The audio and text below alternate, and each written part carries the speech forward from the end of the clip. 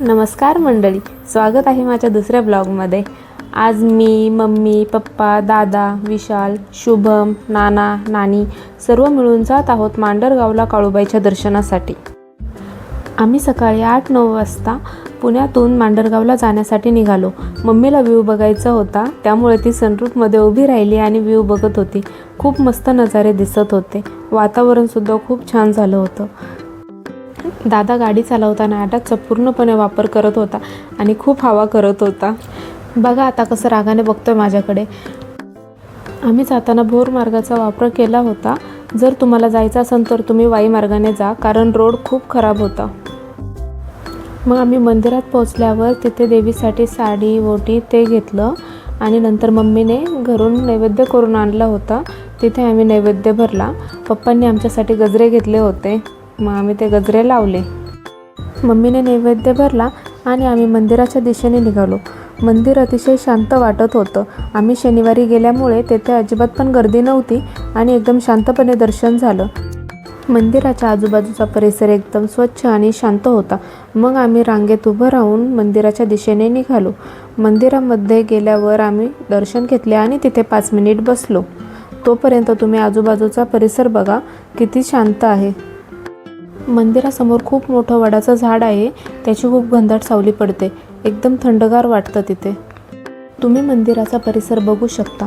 मुख्य मंदिराभोवती गोंजीबुवा आणि मांगीर बाबा अशी देवीचे सेवक आणि राखणदार यांची मंदिरे आहेत। तसेच मुख्य मंदिरासमोरच्या डोंगरात काही म्हसोबाचे देवस्थान सुद्धा आहे।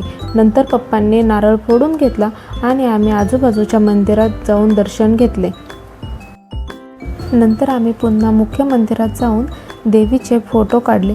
तुम्ही देवीची मूर्ती बघू शकता, अतिशय प्रसन्न आहे। मांढरदेवी काळूबाई मंदिरात तेल वाहण्याची परंपरा श्रद्धा, भक्ती, नवस पूर्ण होण्याशी जोडलेली आहे। भाविक आपल्या आयुष्यातील संकटे दूर व्हावीत आणि मनोकामना पूर्ण व्हावी म्हणून देवीला तेल अर्पण करतात। म्हणून आम्ही सर्वांनी देवीला तेल अर्पण केले। देवीला तेल अर्पण केल्यावर आपल्या आयुष्यातील संकटे दूर होतात आणि नकारात्मकता दूर होते।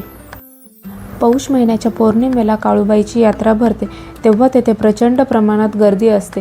जर तुम्हाला देवीच्या दर्शनासाठी यायचे असेल तर मंगळवार, शुक्रवार आणि रविवार हे 3 दिवस सोडून या। इतर दिवशी तुम्हाला कमी गर्दी भेटेल आणि अतिशय शांतपणे दर्शन होईल। मंदिरात दर्शन झाल्यानंतर आम्ही परतीच्या प्रवासाला लागलो। मग आम्ही महाबळेश्वरला जायचं ठरवलं। मांढरदेवी गडापासून महाबळेश्वर साधारणपणे 50-60 किलोमीटर अंतरावर आहे, त्यामुळे आम्ही महाबळेश्वर जायला निघालो।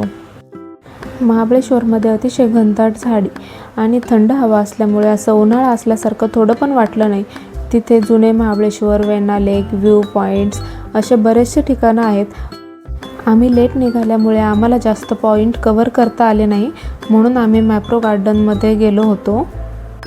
तेथे रस्त्याच्या साईडनं खूप स्ट्रॉबेरी, मलबेरी यांचे स्टॉल लागले होते, अतिशय फ्रेश असे सगळं होते।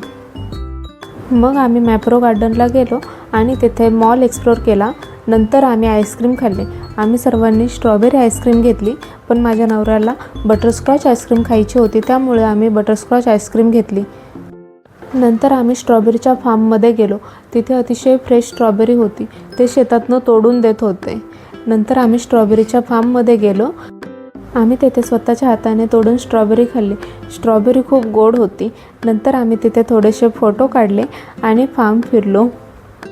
मम्मीला पण स्ट्रॉबेरीचं फार्म बघायचं होतं, त्यामुळे ती पण शेतात मस्त फिरली आणि स्ट्रॉबेरी तोडली।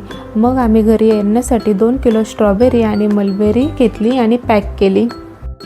आम्ही महाबळेश्वरला येताना रस्त्यामध्ये बरेचसे फुलांच्या नर्सरी पाहिल्या होत्या, त्यामुळे आम्ही जाताना झाडं न्यायचा निर्णय घेतला होता। तुम्ही बघू शकता तिथे अतिशय विविध प्रकारची फुलं आहेत।